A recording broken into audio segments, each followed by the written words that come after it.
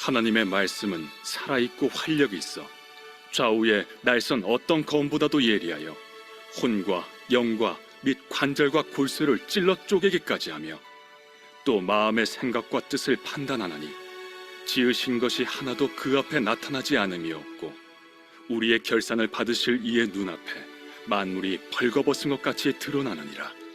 그러므로 우리에게 큰 대제사장이 계시니 승천하시니 곧 하나님의 아들 예수시라. 우리가 믿는 도리를 굳게 잡을지어다. 우리에게 있는 대제사장은 우리의 연약함을 동정하지 못하시리가 아니요 모든 일에 우리와 똑같이 시험을 받으신 이로되 죄는 없으시니라. 그러므로 우리는 긍휼하심을 받고 때를 따라 돕는 은혜를 얻기 위하여 은혜의 보좌 앞에 담대히 나아갈 것이니라.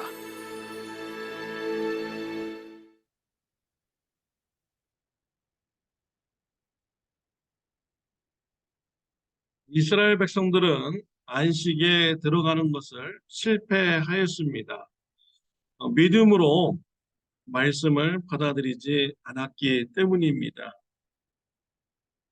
믿음으로 말씀을 받아들이고 또 순종할 때 예비하신 안식을 누릴 수가 있게 되는 것입니다. 오늘 본문 12절 말씀은 매우 유명한 말씀입니다.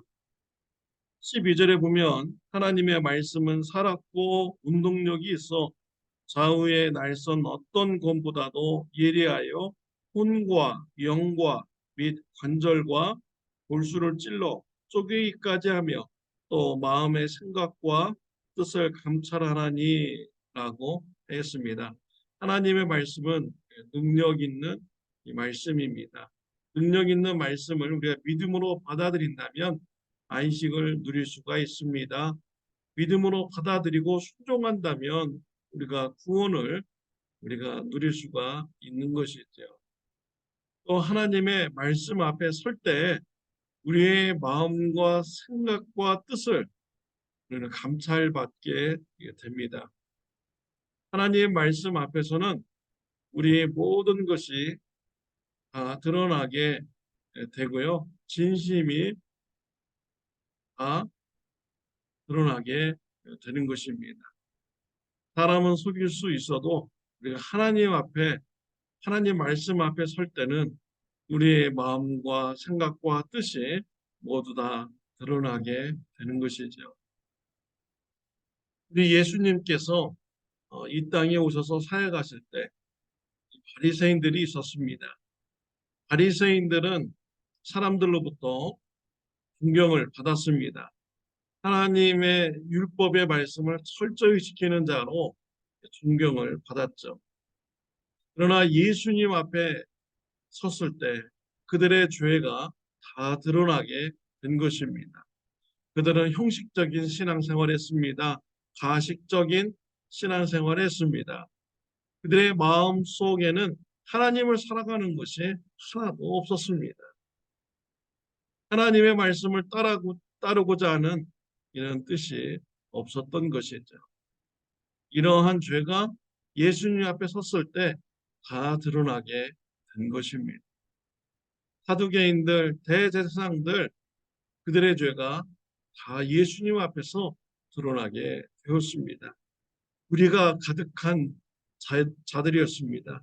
부정이 가득한 자들이었습니다. 그들의 죄가 드러났을 때 종교 지도자들은 예수님을 십자가에 못 박아 죽이는 이러한 일을 한 것입니다. 저와 여러분들도요, 하나님 말씀 앞에 선다면 우리의 모든 것이 다 드러나게 됩니다. 우리의 죄가 다 드러나게 되는 것이죠.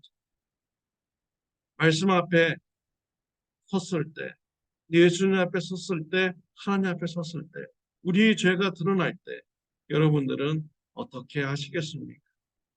종교 지도자들과 같이 예수님을 모함하고 죽이겠습니까? 예수님을 공격하겠습니까? 우리 죄가 드러날 때 예수님의 은혜를 간구하시기를 바랍니다. 오늘 15절 말씀에 보면은 우리에게 있는 대제사장은 우리의 연약함을 체휼하지 아니하는 자가 아니요 모든 일에 한결같이 시험을 받은 자로 돼 죄는 없으시느니라. 우리 예수님은 대제사장이시고요.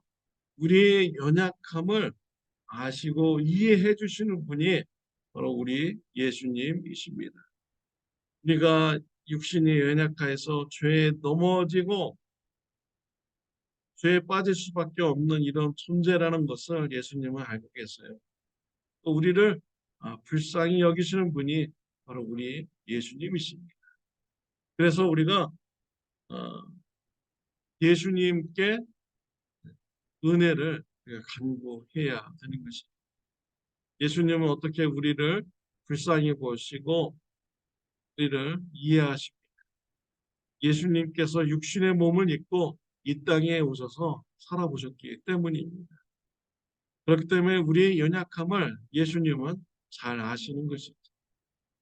예수님은 탄생하실 때부터 탄생할 곳이 없어서 마국간에서 탄생하셨고 말 밥통에 누이신 분이 바로 우리 예수님이십니다.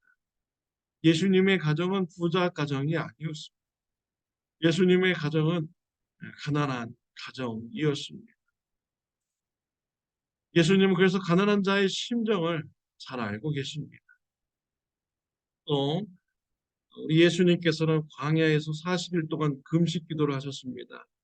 마귀가 와서 시험을 하였습니다. 배고프냐? 돌을 떡덩이가 되게 해서 먹으라. 하나님의 아들임을 증거해라. 라고 했습니다. 예수님께서는 배고픔의 아픔을 아시는 분입니다. 예수님께서는 사람이 떡으로만 살 것이 아니요 하나님의 말씀으로도 살 것이니라 라고 하면서 사탄의 시험을 이기셨습니다. 사탄은 예수님을 높은 성전 꼭대기에 올려놓고 뛰어내리라고 합니다. 천사가 예수님을 받들어 주어서 하나님의 아들임을 증거하라고 했습니다. 이때 우리 예수님께서는 주 너의 하나님을 시험치 말라라고 했습니다.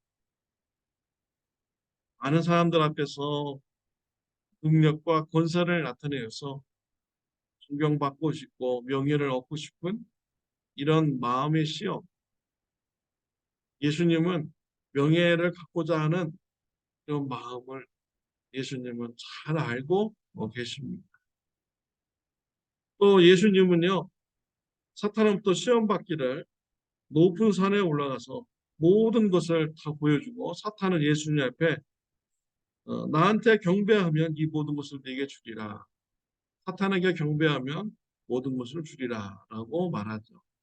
이 예수님은 사탄아 물러가라 주 너의 하나님께 경배하고 다만 그를 섬기라 하였느니라 말씀으로 물리치셨습니다. 권력의 이런 유혹 예수님은 받으셨습니다. 예수님은 말씀으로 이기셨고 오직 하나님만 경배하는 자가 되었습니다.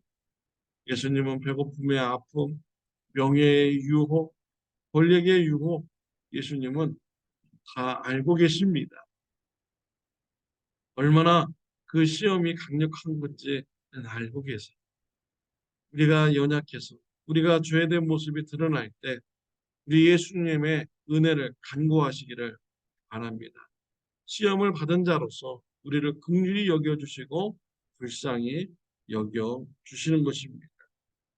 우리 예수님께서는요.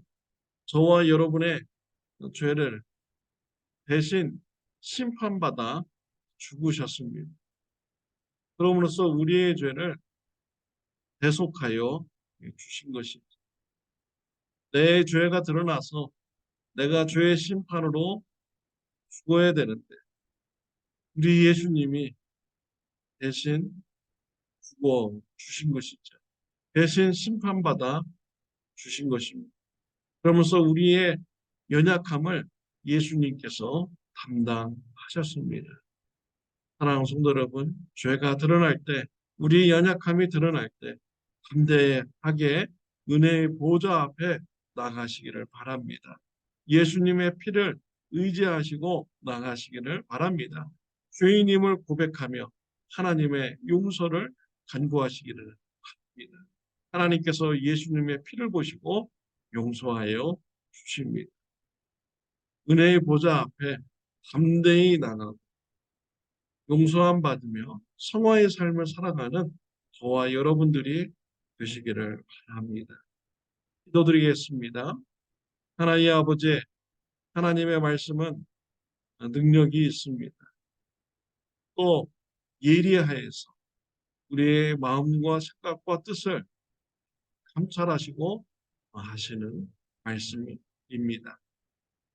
우리가 말씀 앞에 섰을 때, 죄가 드러날 때, 우리의 연약함을 인정하며 우리의 연약함을 불쌍히 보시는 예수님 앞에 나가서 회개하고 성화의 삶을 결단하는 삶을 사는 저와 우리 성도님들 되게 하여 주옵소서. 예수님의 이름으로 기도드렸습니다. 아멘. 좋은 하루 되시기를 바랍니다.